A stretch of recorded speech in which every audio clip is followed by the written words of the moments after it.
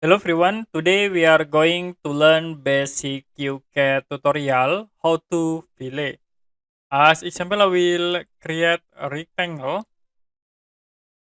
and if you want to fillet this rectangle, you can click at these icons, modification tools, and then you can click these tools, round tools to fillet the object. You can click and you can set for radius in here, like I will set into 10.